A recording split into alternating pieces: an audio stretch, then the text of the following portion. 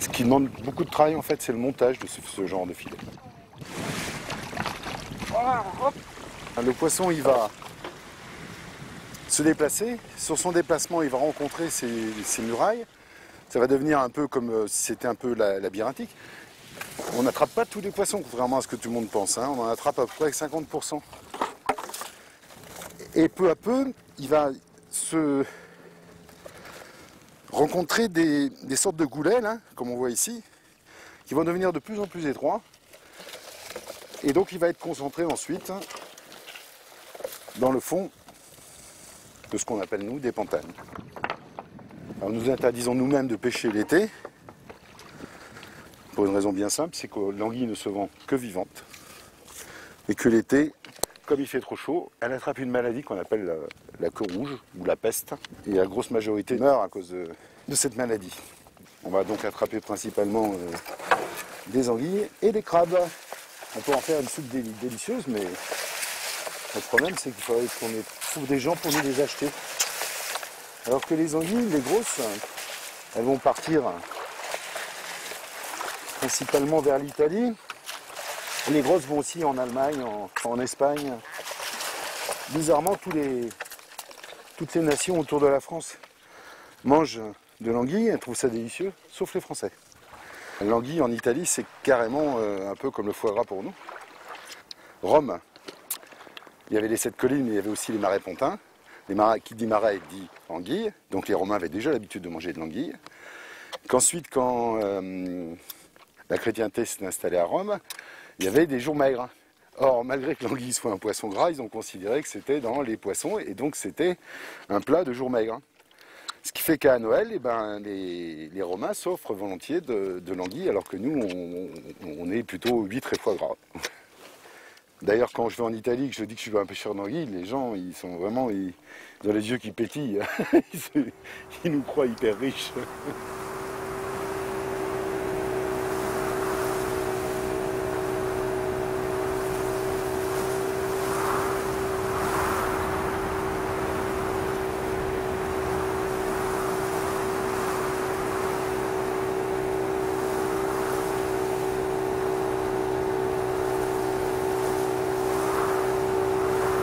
Une première grotte aussi, avec un écoulement d'eau douce, juste ici. On se retrouve en face d'un polder. C'est-à-dire que le pêcheur qui s'est installé là, avec femme, enfant et tout ça, qu'on appelait les Chinois en plus, et bien c'est lui qui a construit cette sorte de digue Donc cette digue nous donne la hauteur maximale d'eau possible dans cet endroit. C'est plus d'1,70 m. Simplement, bon, il avait dû aller en Chine ou au Japon ou en Extrême-Orient et donc on l'a surnommé chinois. On a tous des surnoms, mais on ne les connaît pas. Ce surnom est toujours moqueur. Alors, le chinois a eu un de ses enfants, enfin tout au moins, je ne sais pas exactement combien il en a eu, mais je sais qu'il vivait à 8 ou 9 là-dedans. Un de ses enfants a été appelé Crevette, parce qu'il adorait les crevettes et il allait pêcher les crevettes. Et quand le fils de Crevette est devenu chef des pêcheurs, on l'a appelé Gambas, pour se moquer de lui, évidemment. À l'année, il vivait là. Chaque fois qu'il y avait de l'eau douce, il y avait une personne qui s'installait. Il y a encore des terrasses, donc ils cultivaient jusque là-haut. Et ils allaient aussi louer leurs bras aux grandes fermes. Donc c'était la belle époque, n'est-ce pas, après mai 68. On rêvait tous d'aller à la campagne et autres. Ça a quelque chose de troglodyte, ouais. Et alors au fond, là-bas, on a bouché parce que ça continuait, mais c'était dangereux. Et on faisait du feu pour chasser les moustiques. Et ouais, parce qu'à l'époque, les moustiques, je me suis séparé de mes parents, quoi. J'avais donc 15 ans, et je me suis installé ici pendant 3 mois. Septembre, octobre, novembre. Et au mois de novembre, il s'est mis à pleuvoir, il y avait de l'humidité partout. C'était intenable. Donc j'ai dû quitter l'endroit. Et c'était assez amusant parce que c'était une période assez fabuleuse, parce que septembre, octobre, novembre, c'est la chasse, c'est la pêche, c'est les vendanges, c'est plein d'herbes, plein de trucs, donc je pouvais vivre de la nature. Il me manquait que 2 choses, le vin et le pain. Voilà. Donc j'échangeais 3 poules d'eau en général, ou canard colvert, que j'allais porter au régisseur de l'évêque. Ce régisseur, en échange, me donnait soit du pain, soit du vin. C'est mythique pour nous. Je me souviens encore, il y a quelques années, là, on s'est fait surprendre par une tempête et une renverse de vent, avec un orage terrible et tout. On a ancré la barque et on a dû se réfugier à l'intérieur. Quand j'ai commencé la pêche dans les années 70-75, il y avait énormément de douaniers, d'anciens gendarmes et tout le monde se mettait à la pêche. Voilà. Donc en fait, on vivait assez facilement dans la nature. C'est ce qu'on appelle ici blue sky. Ma grand-mère était du côté des pêcheurs, mon grand-père était instituteur et mon père a voulu faire journaliste. Et moi, j'étais pas très doué pour l'école, hein, tout au moins au démarrage. J'avais pas trop envie, j'étais peut-être un peu impatient.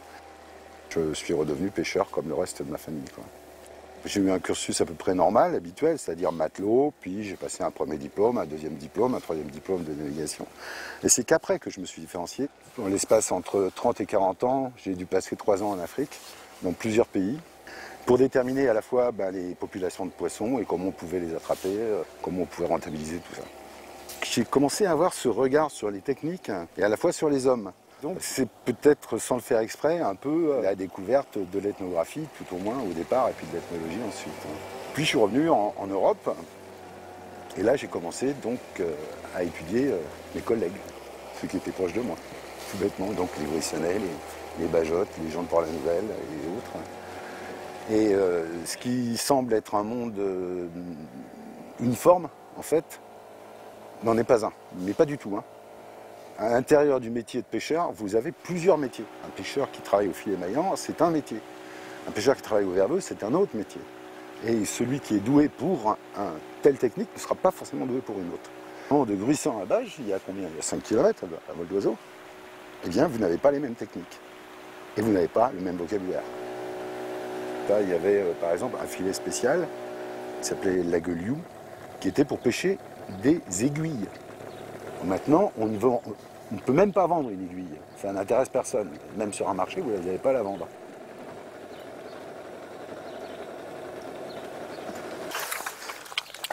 Donc on se dirige vers une sorte d'approfondissement technique. On va conserver que ce qui va être rentable. Et pour l'instant, c'est la capetchade qui est le système le plus rentable. C'est relativement difficile de s'installer maintenant pour un jeune. Beaucoup plus difficile qu'à l'époque. Combien?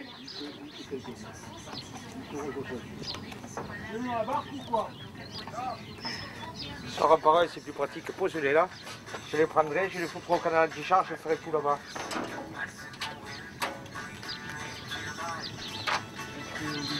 On le mange à bourride, avec des patates, une grosse persillade, des tomates, des patates.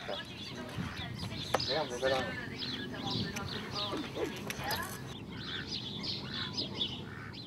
La totale. Bon, ça c'était... En fait c'était maquette. Hein. C'était. Parce que maintenant,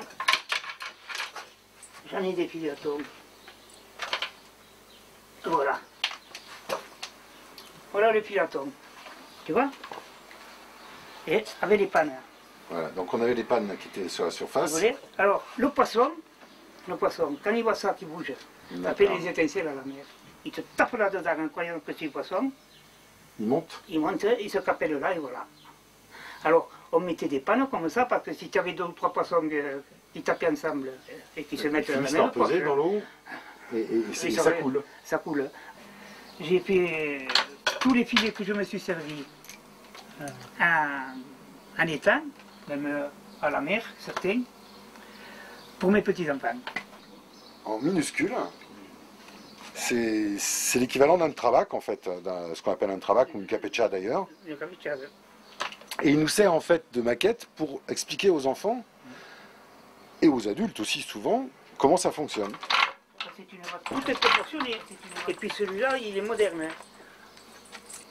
Quand vous y tirez dessus, vous voyez, il n'y a plus d'eau qui passe, ni même un poisson. C'est ceux qui commencent à tuer le poisson. C'est pour ça que maintenant il y a des problèmes. Même j'ai entendu parler qu'ils commencent à se plaindre qu'il y a moins d'anguilles, de tout ça. On dit ça c'est armée raide. Bon, vous comprenez ce que ça veut dire armée raide. Tandis qu'avant on y mettait du lit, un tiers de lit. Et vous aviez les mailles ouvertes. Voilà, en fait... Alors, le petit poisson ou la petite anguille est passée. La ruse, elle est assez simple. Hein. Que les pêcheurs jouent. Par exemple, l'État dit il faut une maille de 14. Ah, on va mettre une maille de 14, d'accord. Mais on va l'écraser. Et la maille, à ce moment-là, ça devient du 5 hein, ou du 4. À celui que tu tiens, non, tu ne le tiens pas. Ouais, si, vas-y. Par rapport à l'autre, hein. Voilà. Prends-le de bout à bout. Celui-là. Un est raide et l'autre... Tu en as un qui a la maille qui est fermée, celui du dessous, et un qui a la maille qui est ouverte, celui du dessus. Tire là. Voilà. Donc là, vous avez la queue, et imaginez le nombre de nœuds qu'il y a. Vous voyez tous les petits nœuds verts, les petits nœuds blancs, la couture centrale, les diminutions, les fils à l'intérieur. En fait, ça représente effectivement, comme je disais, 3 jours de travail. Voilà. Oui, ça représente des heures salées. Parce que je les fais 2 par 2, vous voyez. Voilà. Ça, c'est un morceau. Ça, c'est le premier. Ça, c'est le premier morceau qu'on va ajouter au second. Et après, celui-là, je l'ajoute bon, au second, et puis le second au troisième, et ainsi de suite. Et c'est long, oui, comme un filet. Mais oui. Quand je vous dis, moi, pour faire une pantane comme ça, il vous faut 3 jours. Il faut que tu nous montres le nœud de 4. Ah, voilà. Ah. Donc là, tu souques. Là, tu passes autour, tu reviens derrière, tu reprends ta maille suivante. C'est que je vais passer vite. Et oui, c'est ça ouais, le problème. C'est que quand on a l'habitude d'aller vite, il faut continuer à aller vite. Donc là, tu fais ton autour, tu passes derrière. Là, et je tire. Donc en fait, c'est ce jeu du doigt là derrière qui est hyper important. Oui. Qu'il faut apprendre. C'est moi, ça, je sais pas faire. Hein. Et en ayant un moule rond comme ça, tous les nœuds, quand je tire, se mettent au même gabarit. Voilà, et de temps en temps, comme c'est un épervier, tu rajoutes une maille. Tous les, voilà. Je sais pas combien, tous les 30, 40, non tous les combien de mailles tu rajoutes 18. 18. Avant, c'était des pêcheurs de Perampis. Déjà, quand on rentrait dans une prud'homie, on connaissait le métier. Tandis qu'actuellement, eh c'est des gars qui arrivent comme ça, ils se mettent dans la pêche et voilà. Ils vont faire des tenues, ils vont faire des coquilles. Le gars que j'ai fait ce filet là, il était plombier, il y en a. Et puis tout d'un coup, je ne sais pas pour quelle raison, avec qui il s'est fait tout ça, il s'est mis pêcheur. Voilà. Quand je suis rentré, on était près d'une 60aine, je crois, à la prud'homie. Il y a 8 ans, on était une 15aine. Et maintenant, on est redevenu 30. Est-ce que c'est l'engouement pour vivre dans la nature? Est-ce que c'est aussi la difficulté à trouver du travail ailleurs, hein, peut-être? Tant que tu as la santé, tu peux gagner ta vie, quoi. Mais il faut savoir qu'il faut avoir la santé. Hein.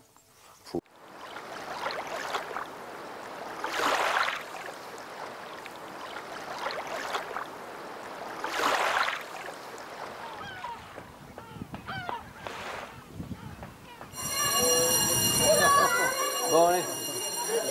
Allez. Ici, nous sommes dans le cadre d'une convention qui a été signée entre l'Éducation nationale et le parc naturel, qui a donc créé à Bages une classe spéciale environnementale. J'interviens à la demande de l'instituteur.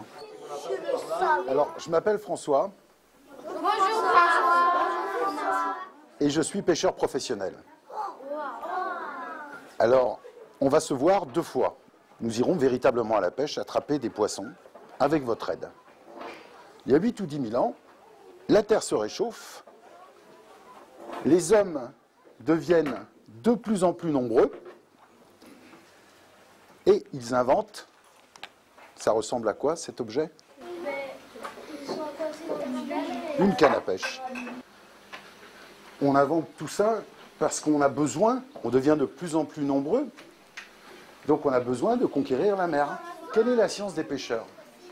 Pour pêcher, qu'est-ce qu'ils doivent connaître?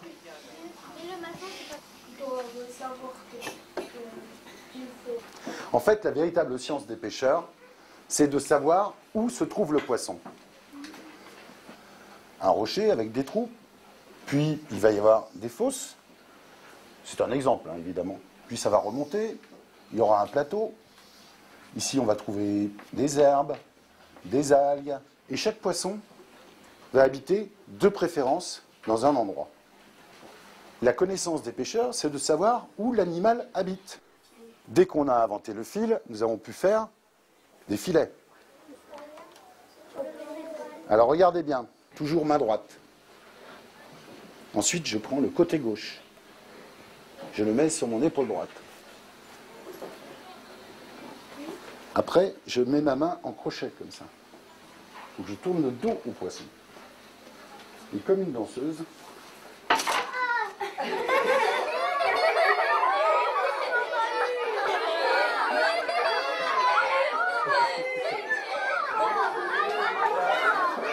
le nom de ce filet et le nom d'un rapace, c'est aussi le nom d'un jeu que l'on fait dans la cour de l'école.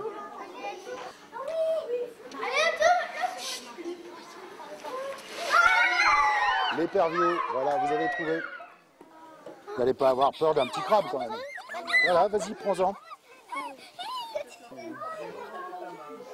Première question importante.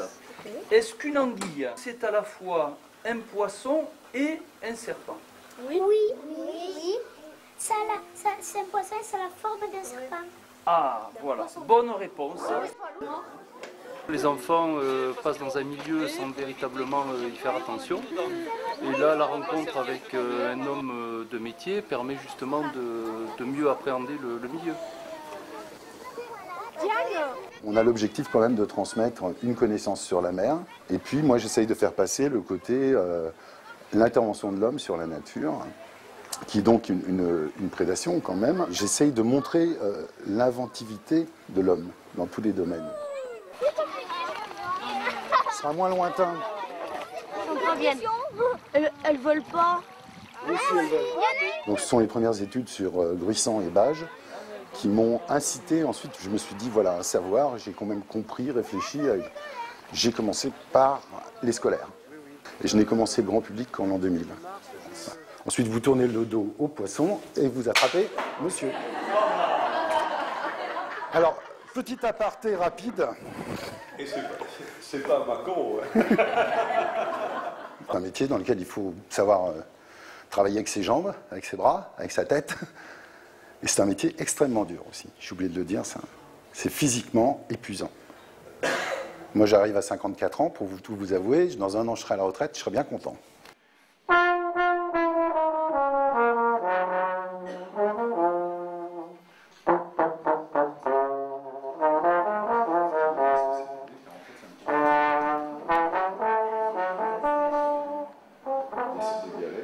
Artistes, pêcheurs, Moine zen, responsable du dojo de Narbonne, Chafou est né en 1953 à Valence dans la Drôme. Dans les années 70, Chafou s'attache à la philosophie, un art qui n'en est pas un et qui tripotait en ce temps-là la pensée d'autrui. Chafou a conçu cette exposition en étroite collaboration avec son épouse Bernadette, ainsi qu'avec la céramiste Marilyn Arnaud. Un jour, je ne sais pas pourquoi, m'est venue l'idée, mais qu'est-ce que vous mangiez avant? Et c'est là qu'on a commencé à me confier quelques recettes, dont celle-ci. Cassoulet de sèche, exactement de la même manière qu'on parle du cassoulet avec les confits et autres. En premier temps, vous faites cuire des haricots. Un deuxième temps, vous faites des sèches à la provençale. Un troisième temps, vous mélangez les deux. Il faut des ingrédients qui sont vraiment les ingrédients les plus simples de tout le midi de la France. Des oignons, huile d'olive, sel, thym, laurier, ail. Alors c'est un plat qui a une histoire en fait. C'est une histoire très locale. C'est l'histoire des pêcheurs qui sont pauvres. Les pêcheurs en janvier-février ont beaucoup de mal à aller à la mer pêcher. D'ailleurs à ce moment-là, il n'y a guère que quelques turbots qu'on peut attraper. Tous les poissons s'éloignant de la côte à cause du froid. Puis, fin février, il y a d'ailleurs une sorte de proverbe qui dit « février sépie ».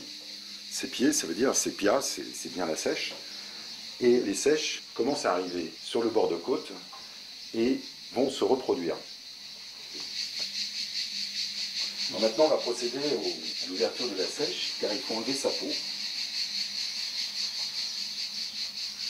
Pendant 11 ans, j'ai créé un petit restaurant, tout petit, qui fonctionnait 2 mois, 2 mois et demi par an, pas plus. Dans lequel on proposait uniquement des produits locaux et des recettes très originales. Ce que je n'avais jamais dit jusqu'à maintenant, c'est qu'il faut absolument cuisiner d'un côté les haricots, cuisiner de l'autre les sèches. Si vous les cuisinez ensemble, ce que tout le monde croit qu'il faut faire, eh bien vous avez un truc qui est immangeable et qui accroche. Donc maintenant, on va pouvoir rajouter les sèches. Alors la sèche, c'est plein d'eau. Voilà, je crois qu'on est au top là. On va s'arrêter.